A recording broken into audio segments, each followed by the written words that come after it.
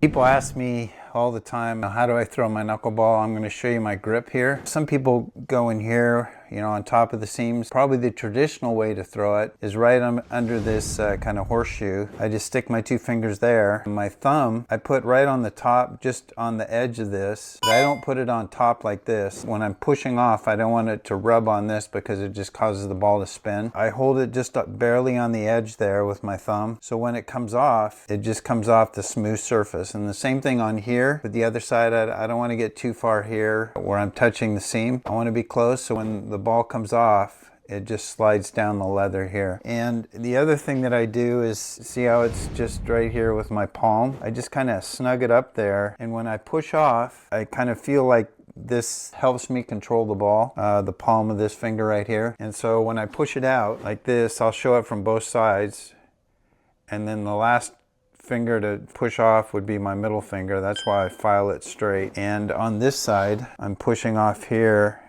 and then just letting it go here. So the idea obviously is to take the spin off the ball. I've been throwing this ever since I was a kid. I've thrown about 30,000 of them this last year. It just takes so much practice to perfect this, to be able to take the spin off the ball. Right now I'm from about 50 feet, I'm usually 95 to 100 out of 100 with a half spin or less. I keep making minor adjustments on my grip. Sometimes I'll pull my thumb a little closer to the seam. Sometimes I'll pull it away a little bit. Sometimes I'll feel a little more here. Sometimes I focus on pushing off and making sure that I'm in the middle of the ball, because if you're on top of the ball, obviously it's going to spin this way, and if you're below the ball, it's going to spin a little bit this way. So you want to be right in the middle of the ball with your two fingers as you're pushing off. It's not an easy pitch to throw, but it's the only thing that'll get me to the major leagues, so I'm excited about it. I've thrown hundreds of thousands of them in my life. Hopefully this will help you with your grip and throwing the knuckleball. Thanks for tuning in. Tom Wright, the next great knuckleballer.